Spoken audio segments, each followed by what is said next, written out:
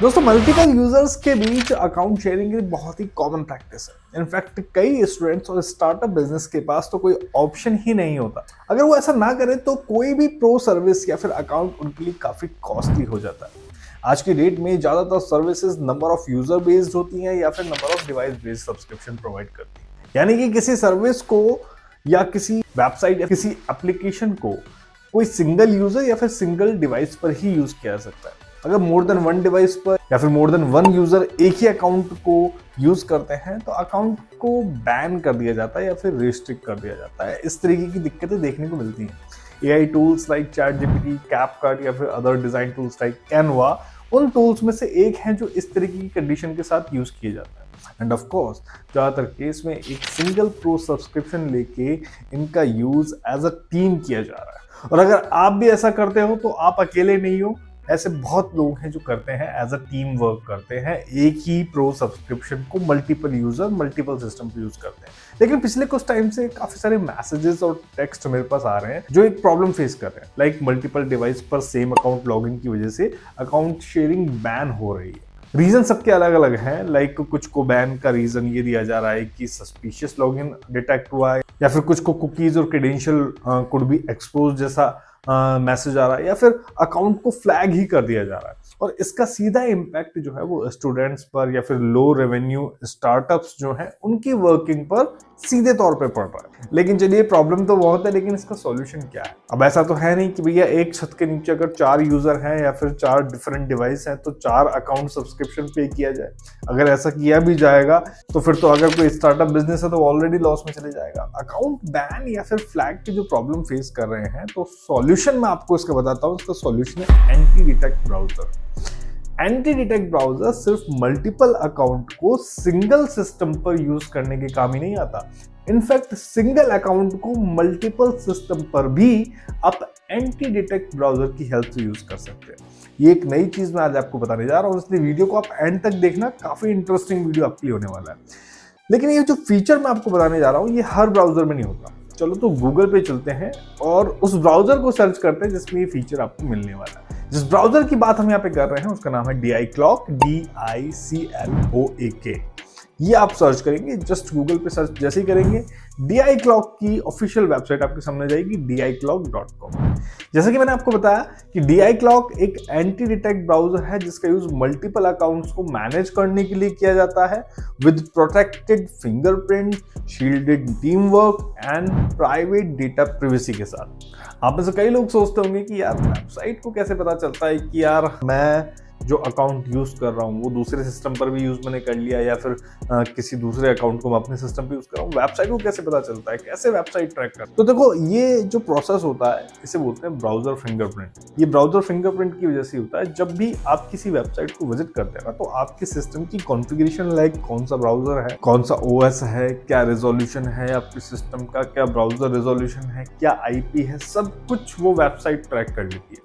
और जैसे ही इस इंफॉर्मेशन में चेंज होता है तो वेबसाइट को पता लग जाता है कि हाँ भाई इस अकाउंट को कहीं और भी यूज किया जा रहा है। और इन्हीं सब कुछ चीजों को मैनेज करने के लिए काम आता है एंटी डिटेक्ट ब्राउजर। वो कहते हैं ना, आवश्यकता ही आविष्कार की जननी है। तो लीजिए, हो गया आविष्कार, और इस आविष्कार का नाम है एंटी डिटेक्ट ब्राउजर। खैर, अब आपके समझ में आ गया होगा। अब इसे डाउनलोड हम करेंगे और इस डाउनलोड बटन पे क्लिक करते ही आपके पास यहाँ पे एक पेज ओपन होगा जहाँ पे विंडोज और मैक के हिसाब से जो भी आप ऑपरेटिंग सिस्टम यूज कर रहे हैं उसके अकॉर्डिंगली आप यहाँ पे इसको डाउनलोड कर लेंगे। ठीक है, डाउनलोड करने पे एक टूल यहाँ पे आपके सिस्टम में डाउनलोड होगा और उसको आप इंस्टॉल भी कर लेंगे। इंस्टॉल होने के बाद आप DiClock ब्राउजर को, DiClock एंटी डिटेक्ट ब्राउजर को आप ओपन करेंगे। ओपन करने के बाद आपको DiClock पर साइन अप कर लेना। साइन अप करने के बाद आप अपनी रिक्वायरमेंट के अकॉर्डिंग अपने प्लान चूज कर लेंगे। ठीक है, यानी कि जितने भी मेंबर या फिर जितनी भी बड़ी आपकी टीम है ना, उसके अकॉर्डिंगली आप अपने टीम मेंबर यहाँ से सिलेक्ट कर सकते हैं और उसके अकॉर्डिंगली आप कस्टमाइज प्लान यहाँ पे आप परचेज कर सकते हैं। ठीक है, खैर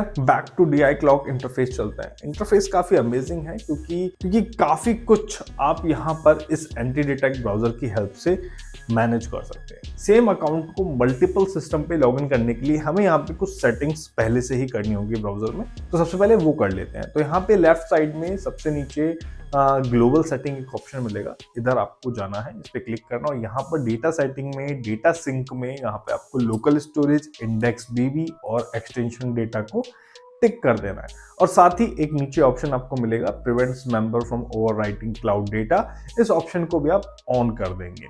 इसके बाद आप थोड़ा सा नीचे आएंगे, नीचे आने पर आपको मिलेगा मल्टी ओपन मोड का एक ऑप्शन, इसको आप अलाउ कर देंगे। देन यहाँ पे आपको कुछ नहीं करना और जस्ट आप इसको कंफर्म कर देंगे।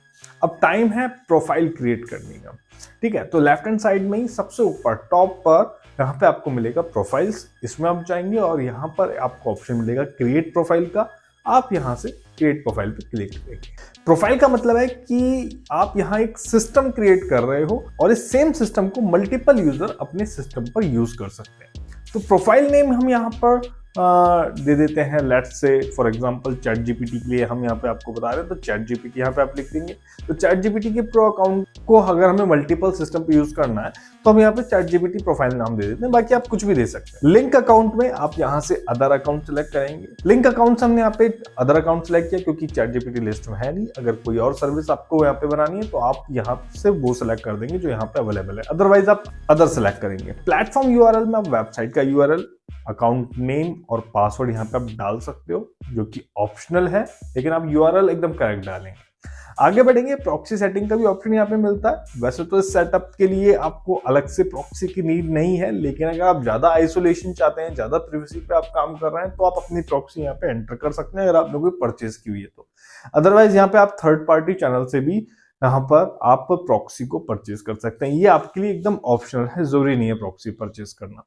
आगे चलेंगे फिंगरप्रिंट में, और यहाँ पर आप जैसे फिंगरप्रिंट सेटिंग सेट करोगे वैसा ही आपके लिए सिस्टम यहाँ पे क्रिएट हो जाएगा, ब्राउजर सिस्टम क्रिएट हो जाएगा। तो ये आप अपनी प्रेफरेंस के अकॉर्डिंग आप यहाँ पे सेटअप कर सकते हैं।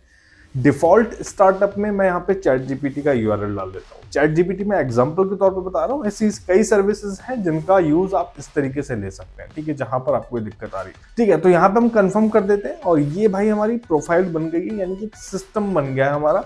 और यहाँ से जैसे ही मैं ओपन पे क्लिक करूंगा ना, तो ये हमारा एक इंडिविजुअल ब्राउजर ओपन हो जाता है सेम फिंगरप्रिंट के साथ जो हमने कॉन्फ़िगर किया। यहाँ पे चैट जीपीटी को आप लॉगिन कर लेंगे अपने क्रेडेंशियल के साथ, क्योंकि आप एक बार लॉगिन कर लेंगे तो वो फिर सेव हो जाएगा ऑटोमेटिकली इस ब्राउजर में, आपको बार बार लॉगिन नहीं करना पड़ेगा। तो ठीक है, तो जैसे सपोज मेरा प्रो अकाउंट है तो मैंने उससे यहाँ पे चैट जीपीटी लॉगिन कर लिया इस ब्राउजर में, और इस ब्राउजर विंडो को मैं क्लोज कर दूंगा, क्योंकि क्लोज करने के बाद जैसे ही मैं वापस से इसको ओपन करूंगा तो चैट जीपीटी मुझे तैयार मिलेगा मेरे सेम क्रेडेंशियल के साथ, ठीक है। तो अब यहाँ पे एक सिस्टम बन गया, और अब इस सिस्टम को अगर दूसरा मेंबर यूज लेना चाहे तो वो कैसे लेगा अपने सिस्टम पे, अब वो समझते हैं। आपने देखा होगा किसी कंपनी में कैसे एडमिन दूसरे यूजर्स के लिए अकाउंट बनाते हैं, वैसा ही सिस्टम हमें यहाँ पे क्रिएट करना है। वैसे हम यहाँ पर भी अकाउंट्स बना सकते हैं अपनी टीम मेंबर्स की।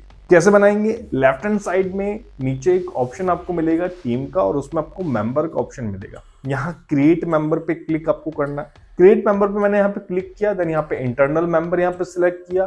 तो जो भी मेरे टीम मेंबर का नाम है, जो भी मेरे स्टाफ का नाम है, या फिर जो भी पर्सन को मैं यहाँ पे एक और मेंबर के तौर पे काम लेना चाहता हूँ, तो जस्ट मैं यहाँ पे उनका नाम लिखूंगा, उनके लिए यूजर आईडी यहाँ पे बना दूंगा, और यहाँ पे उनके लिए पासवर्ड भी डाल दूंगा। जैसे मैंने यहाँ पे नाम डाल दिया आशीष टीम 2 यूजर नेम, और पासवर्ड भी डाल दिया। मेंबर ग्रुप से ChatGPT प्लस सेलेक्ट कर दिया, और जितनी भी डिफॉल्ट चीजें हैं वो मैंने यहाँ से सिलेक्ट करी और कंफर्म कर दिया। तो यहाँ पे मेरा मेंबर एक क्रिएट हो गया, और जैसे ही मैंने कंफर्म करा तो ये जो डिटेल्स मैंने अभी क्रिएट करी है, लाइक यूजर नेम, पासवर्ड, ये सब मेरे पास कॉपी करने के लिए आ जाएगा। ये डिटेल्स एज इट इज मैं उस मेंबर को सेंड करूंगा जो अब इस सिस्टम को यूज करेगा, ठीक है।